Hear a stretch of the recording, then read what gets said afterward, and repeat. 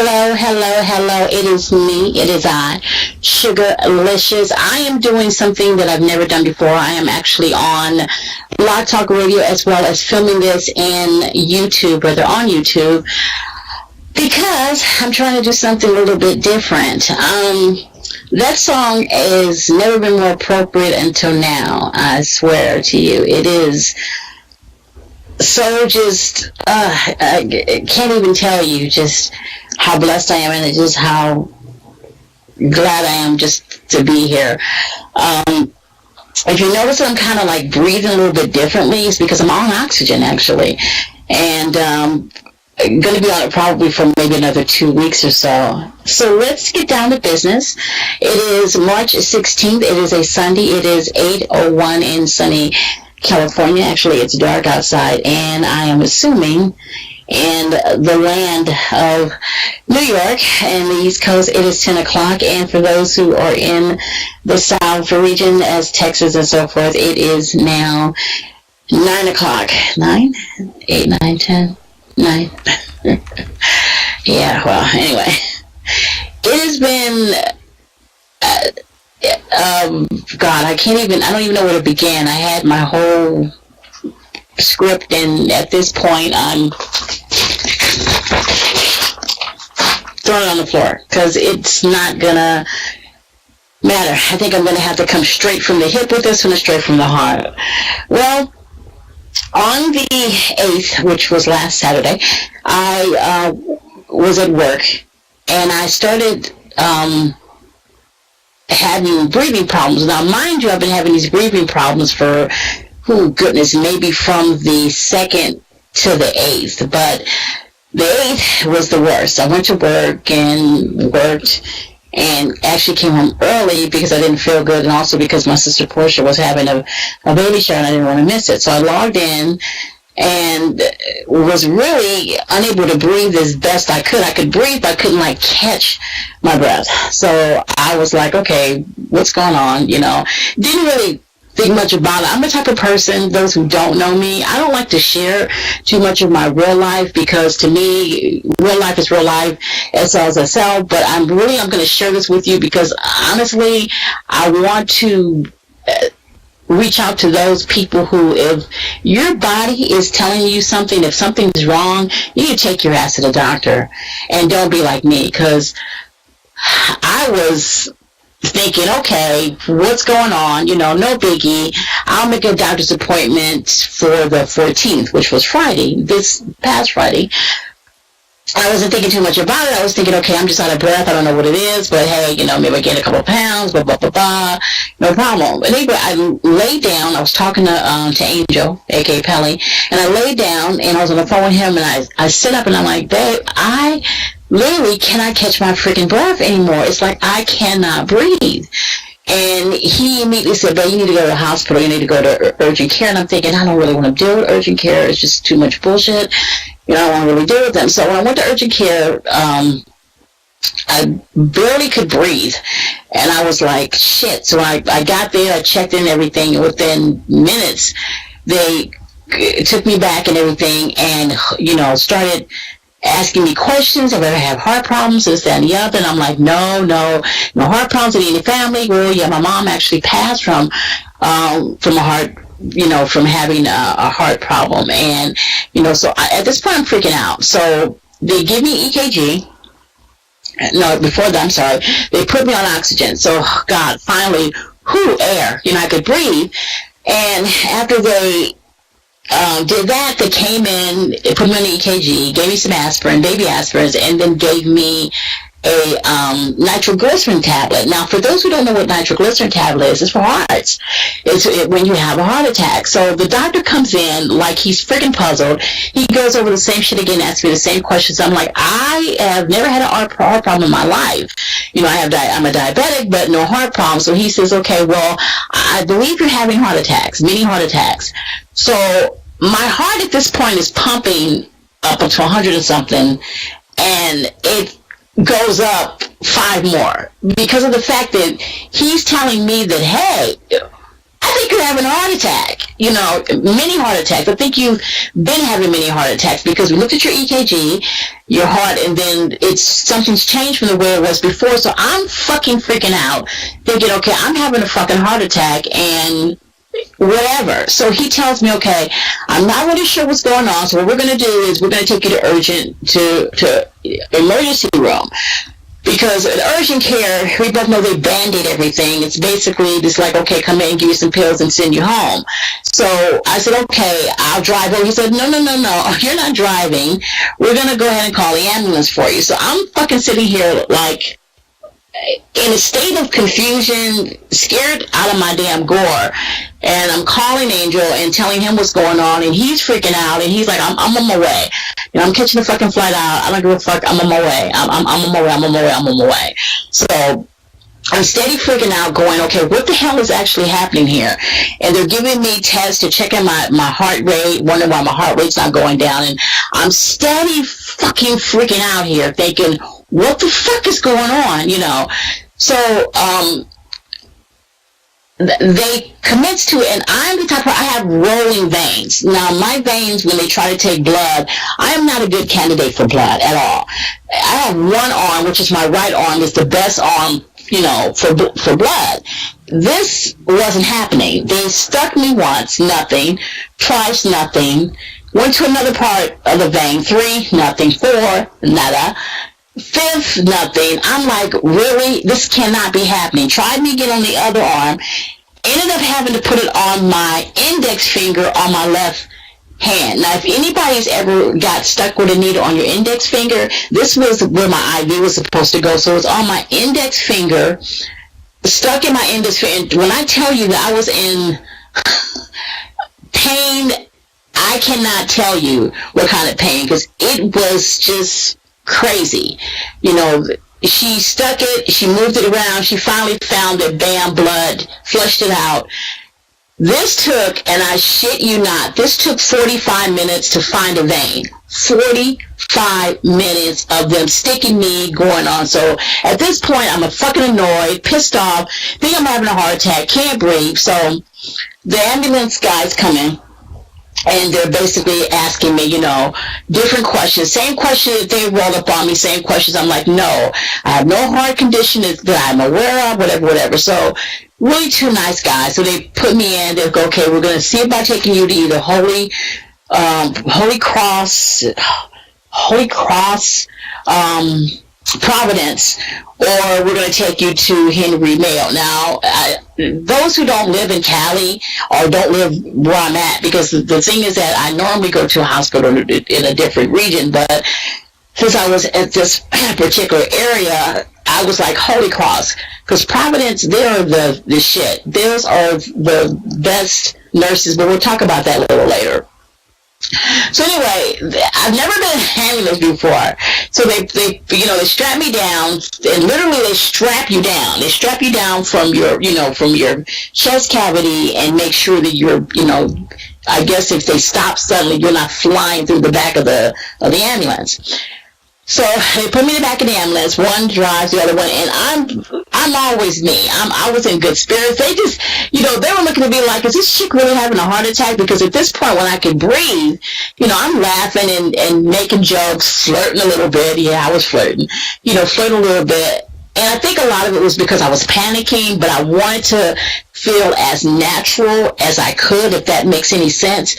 Because when you're in a position where you don't know what's going on, my freaking out is being more talkative and more myself. Like, I'm more, hey, yeah, this is cool.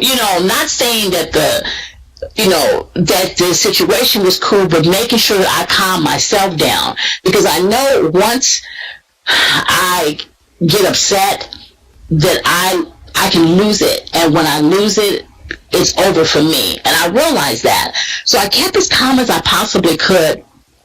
And when they were taking me out, he said, well, what was she given? And told her, he said, well, why was she given, a nitroglycerin pill? I said, well, it made her breathe better. And I think the nitroglycerin didn't make me breathe, but I think it was the fact that I had the oxygen on me. I think it's the breathe They asked me the same question. You ever had a heart attack? You ever had this?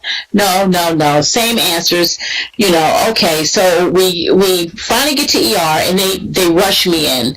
Because when you come in the ambulance, it's a little bit differently because if I would have walked in, I probably would have took a longer time. So came in, the nurses did everything. Asked me all the questions they needed to. Doctors came in, they did an x-ray, while I was in bed. Now, this is how long I've had an x-ray, because the last time I had an x-ray, I think, was a kid, and I had to go into the x-ray room. But it's different now. They put the x-ray thing behind you when you're in ER. They roll the card in, and bam, take a picture, whatever to take a picture of, and they roll it right back out. So, took a picture and everything. So he says, honestly, I don't see anything wrong with your heart, but I do see something in your lungs.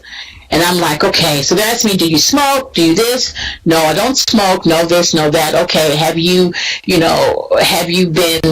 what do they say, driving a long period of time? No. Have you just basically came back from flying? No. None of this, all this was a no, because, I don't know what the hell was going on. I've never had any problems with my lungs. So, it's okay. So what we're going to have to do is we're going to have to shoot you with some dye. I guess it's called what is it called? Where you have to scan. Is it an EKG? I don't think it's an EKG. Whatever it was called. They're like, sure, what the hell? But whatever the fuck it was called. So by this time, they see where my oh God, where the needle is, for the IV. So they proceed to tell me that, oh, you know what, we can't use that because the dye that we're going to put in you won't go until that. It has to have much more of a flow. So I'm sitting here going, okay, it took them 45 minutes to find this, and now I've got to be subject to more, bullshit. So they take my arm, and actually the nurse finds it like that. Like, I don't know what was wrong with the other nurse, but she, in the arm that I'm normally good with, she finds it, bam, and sticks it, puts the other IV in. So I asked her about the IV in my face. She says, no, we're going to leave that IV in just in case. I'm like, okay, no problem. So I'm sitting here and waiting around for them to come and see me and give me the test. So I wait about a good hour, and by that time, my fucking king got there and was talking to me, calming me down. I'm telling you, God, I don't know what to say. But anyway, so I went to the place where they did the test. Now, mind you, I'm claustrophobic. That's another thing about me, real life people don't know, because, again, I don't share a lot of my real life with people, but I'm extremely claustrophobic, and I've been like that for a long time, and I think it came because an ex of mine who was an abuser tried to drown me, and it's just something that even after all these years, I'm still, subject to feel it and experience it. But anyway, when they put you in this, you have to hold your arms up above your head, but your body goes in till almost to your chin, and I was freaking out. The calm person that I normally am, aka Sam, was freaking the fuck out. And the guy talked to me and was like, calm down, everything will be okay. I've done this for many, many years. I'm thinking to myself, I don't give a fuck how long you've done this. I've never had this done to me. It's amazing how people say, don't worry, I've done this 20 years. Okay, that's fine. But this is my first experience of it. And just because you've done it for 20 years is not going to make me less freaked out or make my experience less than what it is, because you you have experience with it. And I think that's what a lot of healthcare providers forget, is that just because you've had success with this all this time, which is wonderful, I'm not questioning your skills. And I told him, I'm not questioning your skills or what you can do, but I am, I'm freaking out because I've never had this done before. So here I am, he proceeds to do the scan, and he puts the thing in the IV, and all of a sudden, while he's doing it, all this water just bust out, which means the IV needle moved, and everything that was in it, it was no longer running my vein. So I'm here now freaking out more, because what the hell? That means that they're going to have to redo it. So he says, okay, calm down. I'm going to go ahead and call a nurse and have them come up and do it. So I'm trying to calm down. I'm still in this position and feeling like crowded. And he's like, okay, let me pull. So he pulled me out, which was cool. I felt a little bit more at ease. So we're waiting, and I shit you not, 45 minutes. We're waiting for somebody to come back and redo this IV. 45 minutes. I'm sitting here with a hospital gown on, cold, and just totally out of it. So he's like, you know what? I don't normally like to redo their work, but I'm going to do it. So he pulled it out a little bit, moved it around. I'm in all this pain, and then he sticks it in there, and he finds it. So he puts the thing back in there to get to put the dye in. So he tells me, you're going to feel like you're using the bathroom on yourself, but you're not. So I'm thinking, you're going to feel warm all over, and you're going to feel like you're using the bathroom, but you're not using it. So I'm like, okay. So I'm sitting there, laying there rather, and all of a sudden this warm feeling comes over, like, my arms and my chest area, and then down below. And I'll swear, I thought, and he's right, you feel like you are like letting go. But I had to remember, okay, you're not. So after that happened, he eases me out, takes it out, and he puts me back in the room. And at that point, I'm still freaking out, not knowing what's going on, not knowing what's happening, Okay, so we're waiting. All of a sudden you hear this thing calling like all the nurses and the doctors. There's a trauma. So meanwhile, while I'm sitting in here, come to find out that there was a couple of stabbings, some shootings, and of course, when you're in the ER, that takes, precedence over everything else. If you're not immediately about to fall over and croak, then you're basically put on the back burner until, they can find out what's going on. Well, come to find out is that one guy got stabbed in the head, knife was still in his head. One guy got beat up. He was going to go get water for his family and ended up getting beat up because of that, and I'm thinking, God, this is just a fucked up ass world we live in.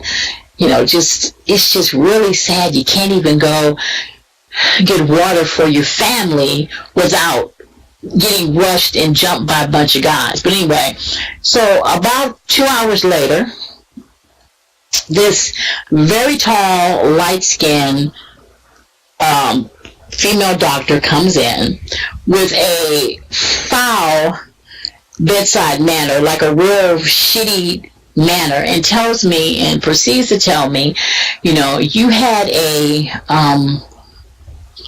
oh God,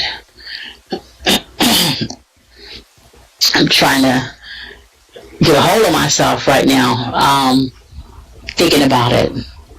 You had a pulmonary aneurysm, and what that is that I had so many in my lungs and wasn't aware of it. So the blood clots were basically stopping me from breathing. The worst part about all this is that I didn't even realize it. And I was going to wait to see a doctor a week later. Now,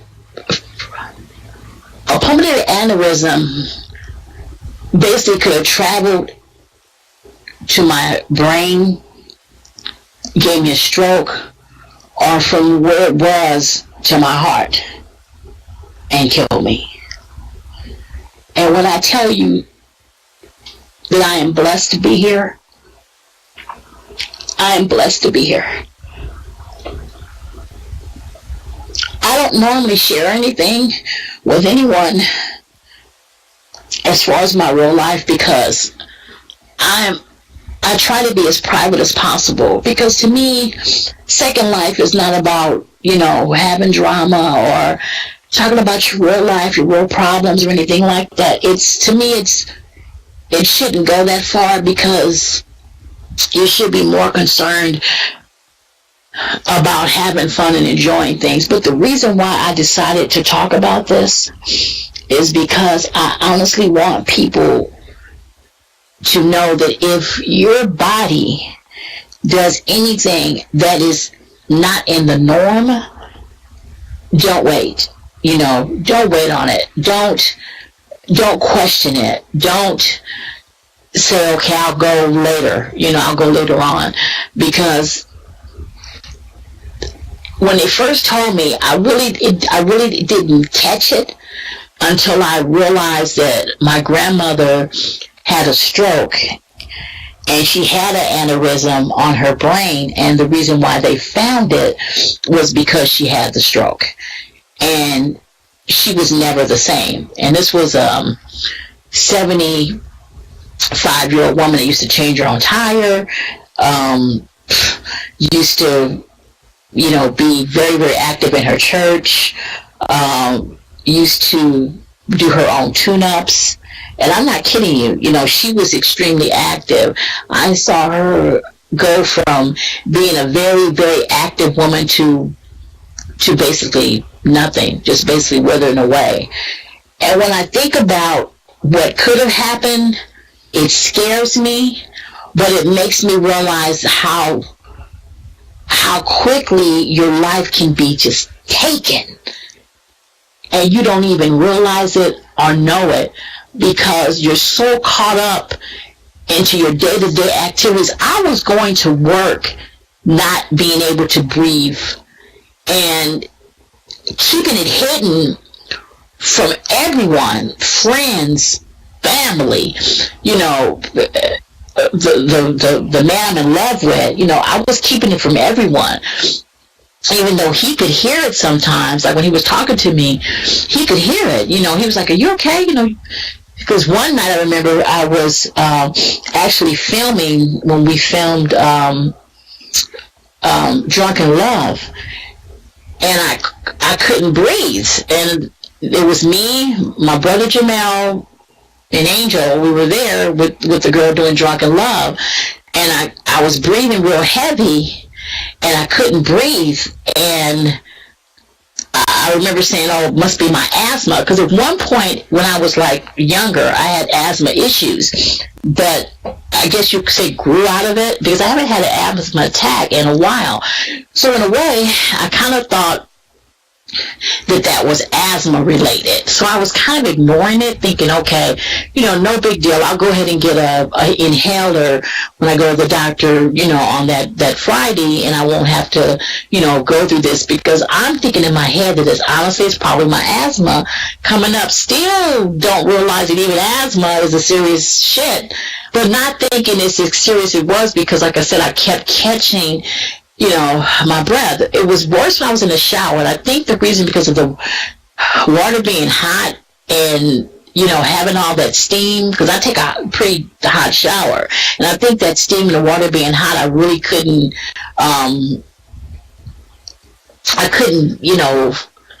what's the word I'm trying to use? I couldn't I couldn't breathe as good as possible because of that.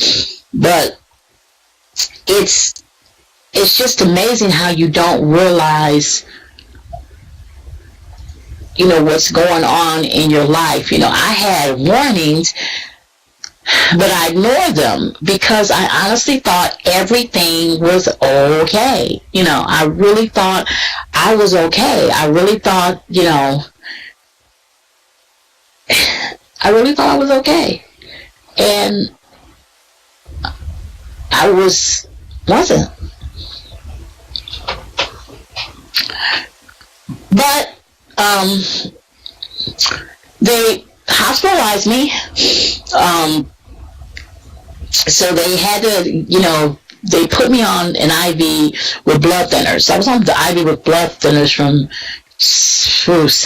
early Sunday till I left Tuesday. So they had me on blood thinners. They had me on a very low sodium, diet and everything. And I was, no cranberries. I love cranberry juice. I couldn't drink cranberries and anything because all that makes your blood thin. And since I'm already, on blood thinners, you can't eat or, eat certain things, which I had no clue. You couldn't eat certain things. So they had me on this, oh my God, this bland diet that I'm going to probably upload the 3 that I kept. You could see it. Because it was like, it's so nasty. I mean, oh my God, the first night, probably because I was, hungry. It was okay because I hadn't eaten since about noon that Saturday. So that Sunday when I finally ate, I was like gobbling that food down. Like it was like, yeah, I'm like Sizzler. Those who are not in California, like Sizzler's like the business in a way. But it was funny because I was like really good. Then when it came to lunchtime, I was like, ugh. I can't eat this shit. Are you kidding me? What the hell? But it's because you have to eat the right food so that your blood, I guess, can process. But anyway, I had me on blood thinners, and it was like around the clock. Have you ever been in the hospital? It's like, you're supposed to be there to rest, but they're around the clock giving you a shot, giving you pills, taking your blood pressure, in my case, taking my blood, to make sure that I still had oxygen in my blood, making sure that the oxygen was rolling out like it should. So I was like privy to all that and going through all those kind of, craziness and emotions. But anyway, I'm going to put you guys on hold for a second because I need to get a drink and I need to kind of breathe a little bit. So I'll put you on hold for 1 second, okay? Thanks. Be right back.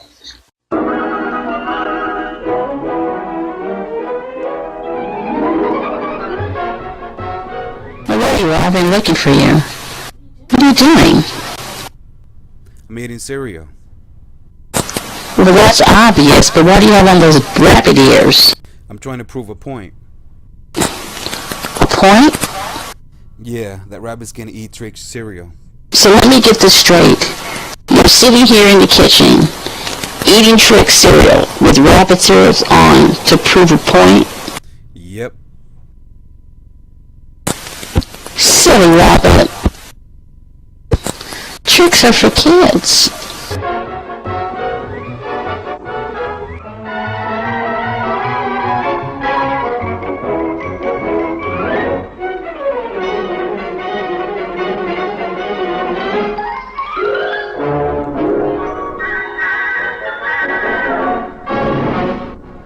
This is some real fucked up shit. I've been there for you since day one. Since the day we met, I've been having your back. And this is what you do to me? Real talk, boo-boo? Find someone that will have your back like I do. Just the thought of what you said to me just hurts my heart. Silly rabbit. Tricks are for kids. Really? Really? This is how you gonna do me? I say good day, sugar.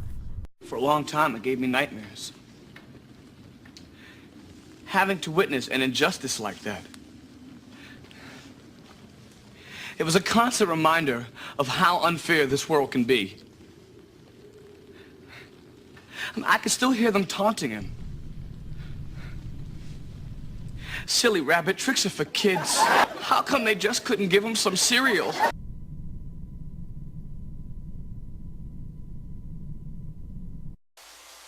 So I am back. I had to get something to drink. I was going to get it, but someone brought it to me. And so I didn't actually have to go do it, have to go get something to drink.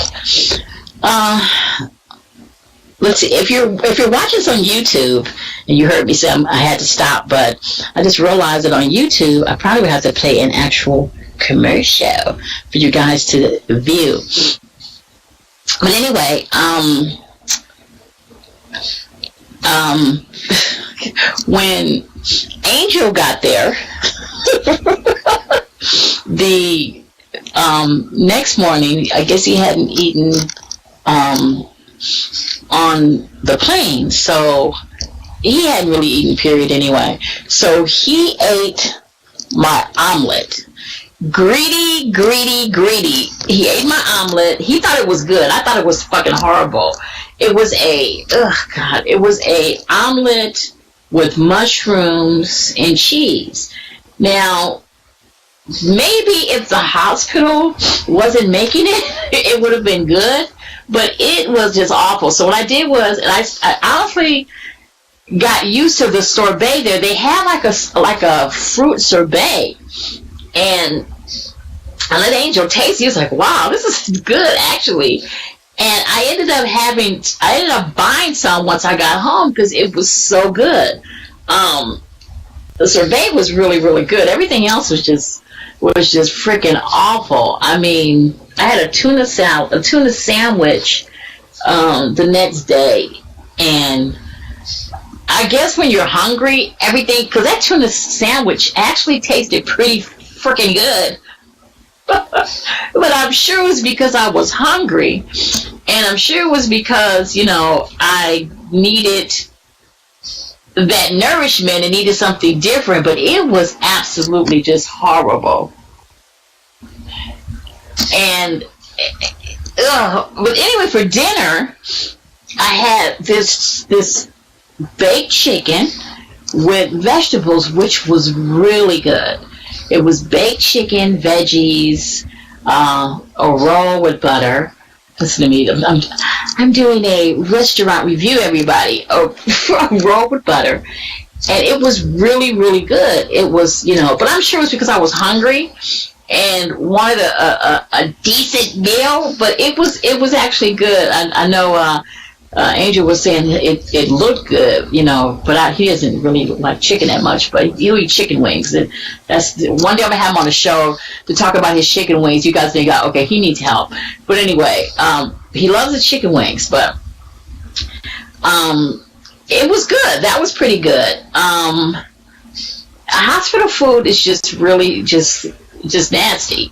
It is nasty.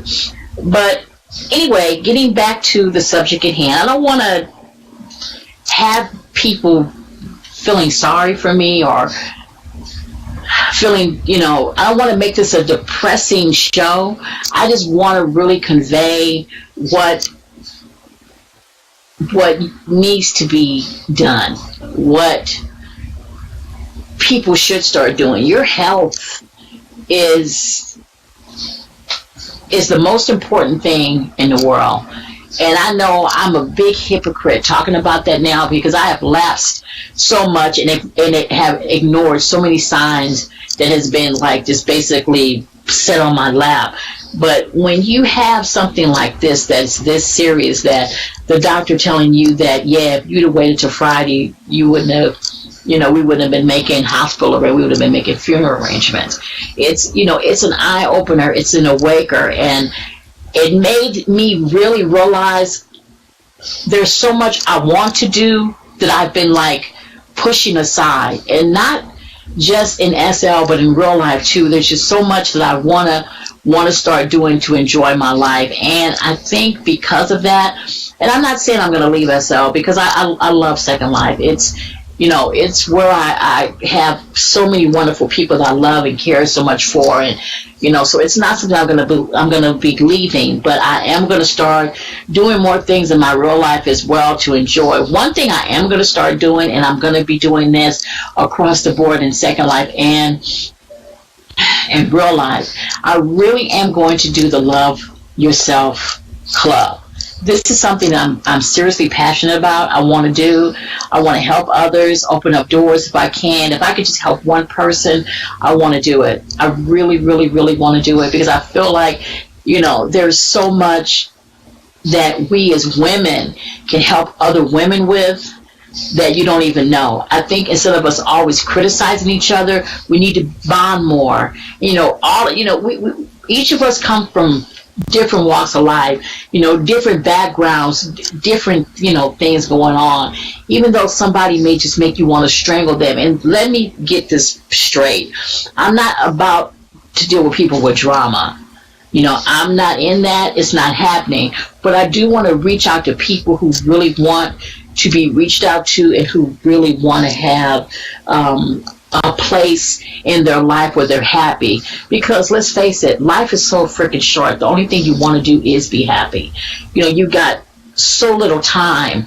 And trust me, after this, and I've said it before, but this was like an eye-opener to me that I just can't even describe. Because when you're on the brink of that, you really don't realize how much you take for granted and how much you don't realize that God has set forth to you and have given you, and you just ignore. So I really want to do that. I also, want to start doing my talk shows again, because that's something I'm also passionate about. As well as little bitty things here and there, Real Life SL, and I welcome, people who want to be a part of it, who want to strive for it, who want to just be a beacon or be somebody's hero. It doesn't take much to be a hero. Just being there for a person, let a person know that if they need you, if they want to talk, if whatever, that you're there for them. Because a lot of people just don't have anybody to talk to. A lot of people do shit that's uncontrollable or crazy just for attention. And I know some people say, well, who cares? But you should care, because it's your fellow woman. It's women have it hard as it is, which I'm going to get into that too, because my friend Candy had told me to watch these 2 documentaries that I did on Netflix, and I'm going to talk about that probably on one of my shows. And I tell you, it was an eye-opener. That was an eye-opener for me. When you don't realize, how blessed we are as women to be, in a country that doesn't say, well, you're a woman, you're less than. Even if in some things, like I say, as far as being paid less, that may be true. But once I discuss this with you, because I'm going to have Candy on my show, then you'll see what I'm talking about. But anyway, let's start talking about some happy things, okay? I am doing a lot better. I am on oxygen. I'll probably be on oxygen probably for the next, maybe week or 2 weeks, hopefully less. Hopefully I'll be back to work soon. I don't wear the oxygen too much during the day because I'm breathing a lot better, but at night, I was told by my nurse to do it at night. I do have an in-home nurse that comes every once in a while to test my blood, making sure that there's oxygen in my blood. I am coming back to Second Life. Yes! And to have fun or whatever, because I honestly needed the time away to get my thoughts together, to get my mindset, and also to feel better while I'm breathing, because now I don't have to fight for a breath. Now I breathe well, and now I've been told by Angel that he'll allow me to come back online, and he'll allow it. So I guess that's okay now. I can come on, but I'm looking forward to seeing family and friends, and everybody. I really am. I'm looking forward to that. God, what else is going on that I can talk your damn ear off for the next 20 minutes? But anyway, this will be uploaded on YouTube for those who are listening to it on Blog Talk Radio. So we'll be uploaded on YouTube. You're going to be like, wait a minute, that does not look like Suga. It does not look like her. It's because I'm on and off. Because I already knew that if I came on under me, I was going to get a lot of hits and talk. And not that I'm ignoring anybody. God, that is not it at all. But I wanted to do this show first before I, kind of explaining what's going on before I start talking to people. And like I said, I'm not trying to do this for any sympathy or anything like that, but I do need people's support as far as with the love thyself first and the other things I'm trying to do. I'm honestly putting myself out there because I really want people to wake up. If anything is not right with your body, if you're, even if it's a headache, that you're constantly having, seek help, seek something. If you don't have medical, then, seek a free, a free place to get it, because your health is extremely important. It is the most important thing that you don't have control over, but do. And what I mean by don't have control over is because you can't help being sick. If you get sick, you get sick. You can't help it. But in order for you to get help, if you get help, I've heard so many people ignore different things and end up dying because of, being ignorant and ignoring, like myself. I can honestly say that was just being plain ignorant, to just ignore. And I'm an intelligent woman who should have known that if I couldn't breathe, I should have taken my ass to the hospital. I shouldn't have had it to the point where, that I almost lost my life before I woke up. And I'm not just saying this,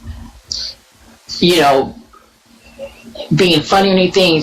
It was extremely, and it's still serious. It's still serious because I still have to make sure that I take the medication. Still have to make sure that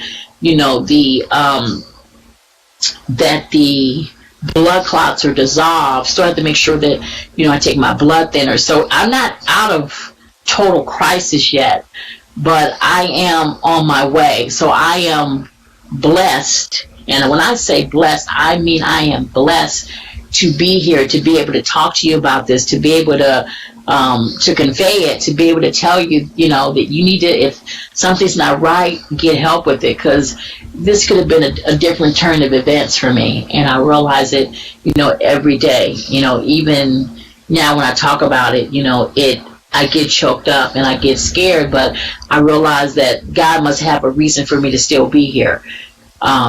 So I'm going to work his magic and do what I need to do to get my life in order and to help those around me get theirs in order as well. With that being said, there's a lot coming up. I'm going to have a comeback show. Oh, don't say comeback, return.